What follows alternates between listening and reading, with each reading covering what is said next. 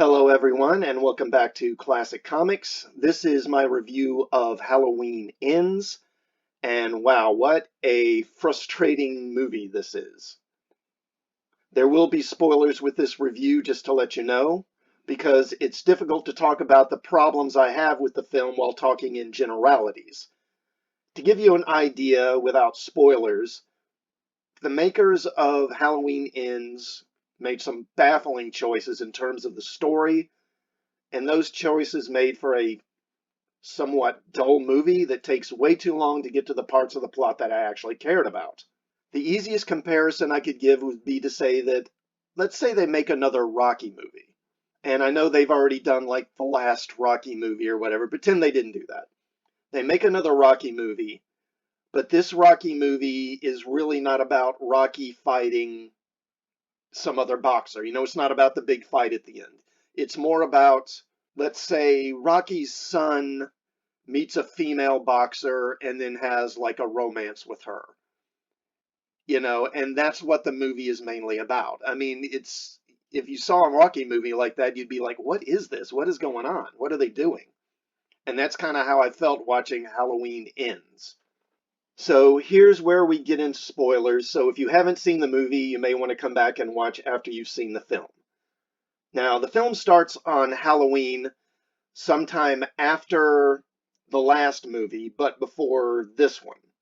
And there's this wealthy couple that is going out for the night, and they've gotten a young man named Corey to babysit their son.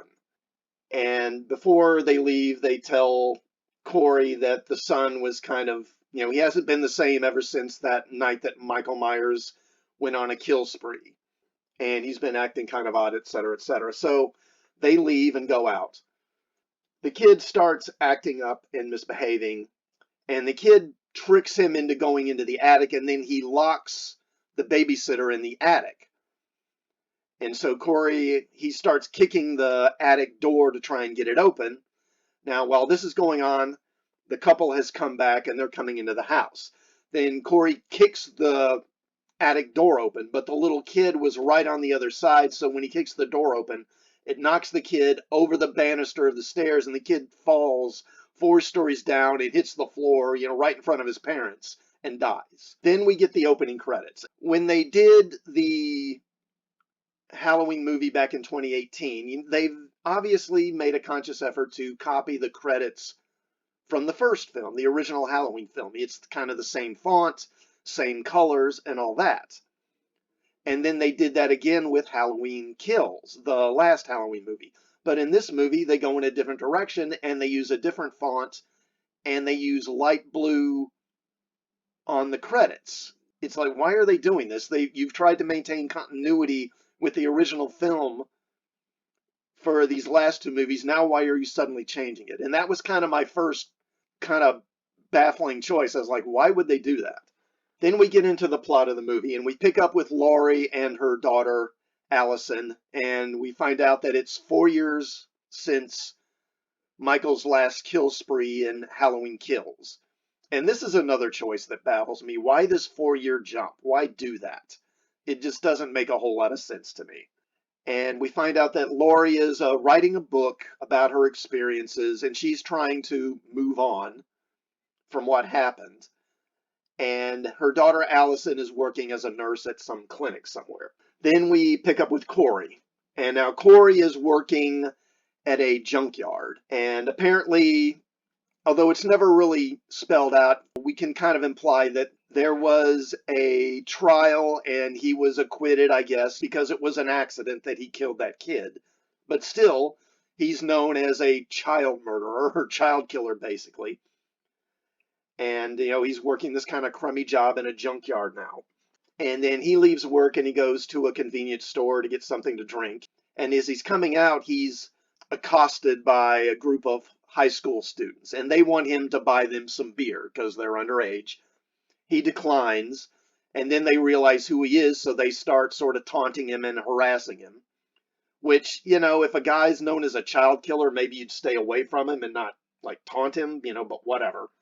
And then Laurie arrives and intervenes and kind of shoos them away. Then she hands Corey a knife and encourages him to slash the tires of the car they drove up in. Now, while he was being accosted by these kids, the bottle that he had in his hand, it was a glass bottle, broke and slashed up his hand. So Lori takes him to the clinic where her daughter works so he can have his hand sewn up. And then the daughter, for some reason, sort of fixates on this guy and basically starts hitting on him big time and asks him to go to this Halloween party with her. And again, this is where the movie starts taking this odd direction. The movie is mainly about the relationship between Allison, Laurie's daughter, and this guy, Corey. And uh, I'm just baffled by it. I mean, why would they do this? Laurie and Michael, their story really just kind of gets pushed to the side, and the movie focuses on these other two characters who honestly we're not that invested in, particularly Corey. I was just like, okay, where's Michael? When is the plot going to get going? So Corey and Allison attend this Halloween party, and while they're there, Corey is confronted by the mother of the kid that he killed at the beginning of the film. So he flees from the party, and as he's walking home, he's found by the students whose tires he slashed at the beginning, and so they confront him and basically they attack him, start beating him. Now, this is happening on an overpass, and then he falls over the railing into this, kind of drainage canal. A lot of people falling off railings or over railings in this movie. And the students, they think, oh God, maybe he's dead. So they leave. And then when Corey wakes up, he's in the sewer.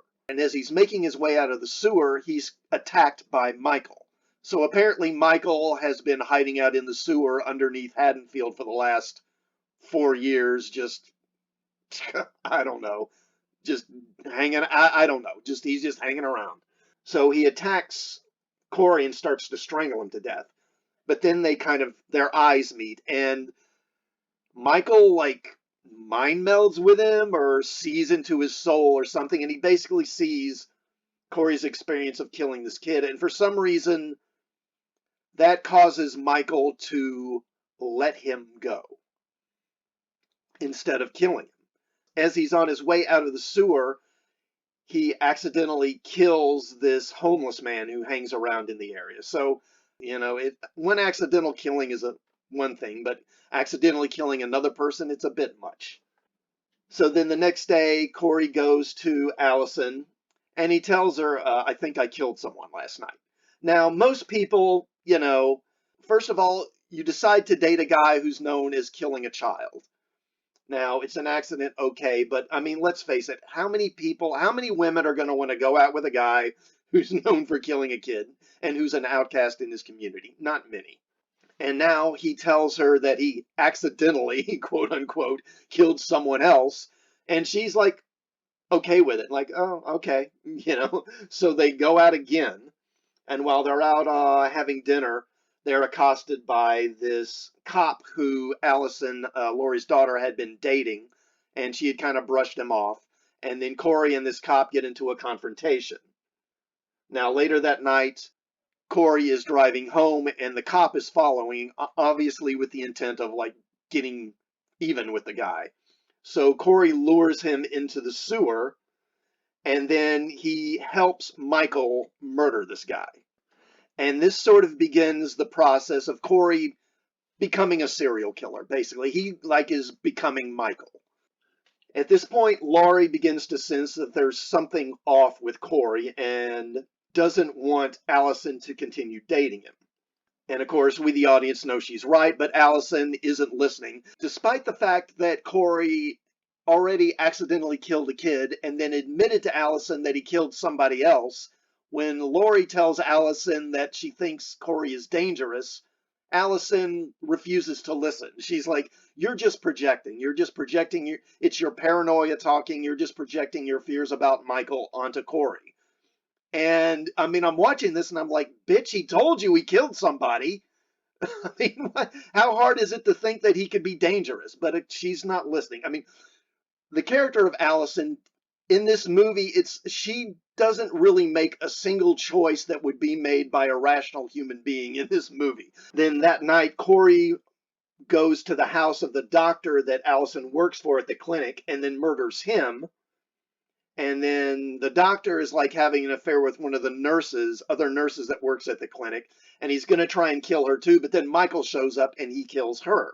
Now, when Michael lured that cop into the sewers and got Michael to kill him, Michael is obviously weakened. You know, he's debilitated, like he can barely walk. He's like staggering around.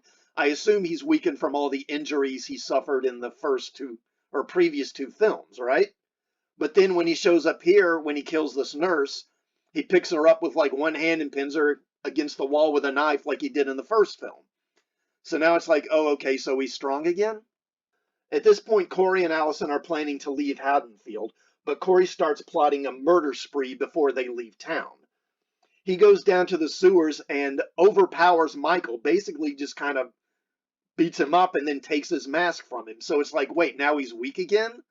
I mean, which is it? It's like he's weak when the plot needs him to be, but then when the plot needs him to be strong, he's strong. So then on Halloween night, of course, this all happens on Halloween night, Corey puts on Michael's mask and he goes on a murder spree. He kills the high school students that were harassing him. Then he goes to Laurie's house to kill her. But she's waiting for him, so she shoots him and fatally wounds him.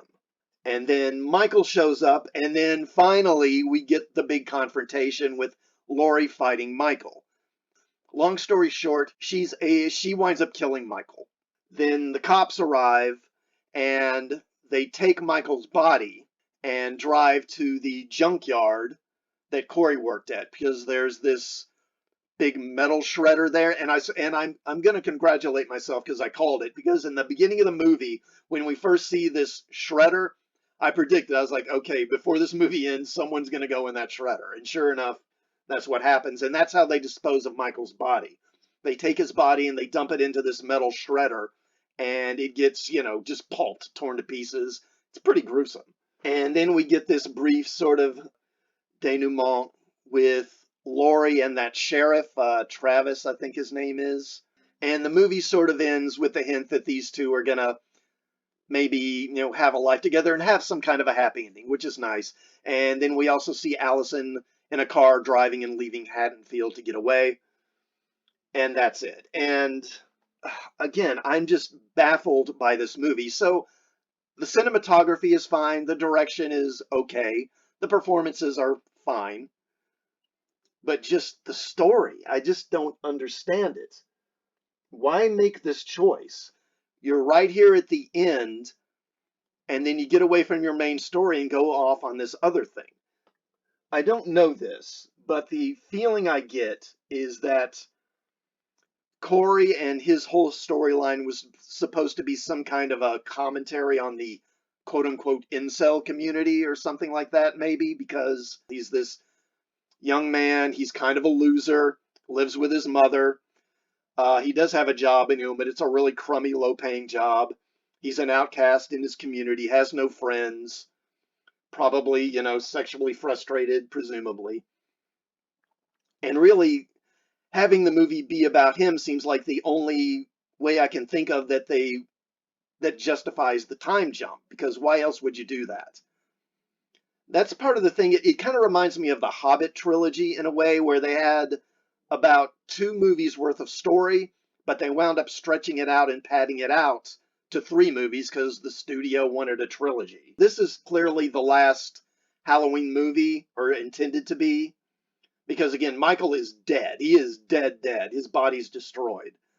But obviously, this is too lucrative and valuable a property for the studio to leave alone.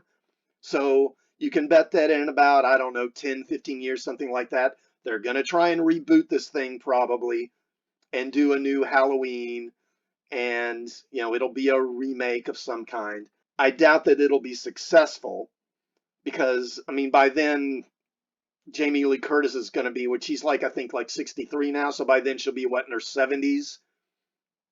Probably too old to play Laurie anymore. And, you know, they'll probably get some other Laurie, and I don't think that's going to work because Halloween's a Jamie Lee Curtis franchise. It is, just like Aliens is a Sigourney Weaver franchise, or Terminator is an Arnold franchise, or RoboCop is a Peter Weller franchise that people, I think, just aren't going to buy it if you don't have her in it. Anyway, that's my review. Let me know what you thought of Halloween Ends in the comments. Please like, share, and subscribe to the channel. Oh, and also I'll be doing a live stream either this Sunday or maybe Monday night to celebrate my channel's 3rd anniversary. I'll be talking about Black Adam and my review or reaction to that. I'll also be talking about underrated horror films. And if my copy of Isom #1 has arrived in time, I'll be talking about that as well. It'll probably be 90 minutes to 2 hours long, starting around 6:30 or 7. Again, probably this Sunday or Monday night. I hope to see you there, and as always, thanks for watching.